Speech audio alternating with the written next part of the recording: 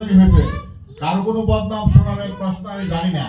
এই 54 বছরের কথা বলা হয়েছে, এই 54 বছরের কথা বলবো। আমি একটা ট্যাঙ্কিতে যদি উপরে ছাদে পানি রাখি, চারপাশ দিয়ে যদি লিক থাকে, সমস্ত লিক দিয়েই তো পানি বের হইতেই থাকবে। 54 বছর পরে যত লিক হয়েছে, আমি কয়টা লিকের কথা বলবো? আমি কয়টা লিকের কথা বলবো? আমি তো এই সমস্ত লিকের কথা বলতে চাইতেছি না।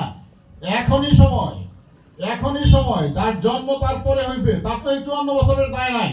আজকে আমরা এখন এই মুহূর্তে যারা আছি, যারা বুঝি আল্লাহর জমিনে আল্লাহর দিনকে বাস্তবায়ন করার জন্য আল্লাহ যে সংবিধান দিয়েছেন আল কোরআন, এই কোরআনের রাজত্বকে কায়েম করার জন্য আমরা আন্তরিকভাবে সবাই চেষ্টা করব।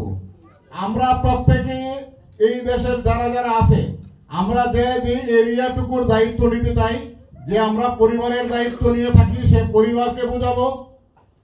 যে সমাজের দায়িত্ব নিয়ে থাকি, তো সেই সমাজকে আমরা এই দাওয়াত দেব যে এর চেয়ে বড় কোনো মেম্বার তার ওয়ার্ডকে দেব, চেয়ারম্যান তার ইউনিয়নকে দেব, উপজেলা চেয়ারম্যান উপজেলাকে দিবে, এমপি সাহেব তার এরিয়াকে দিবে।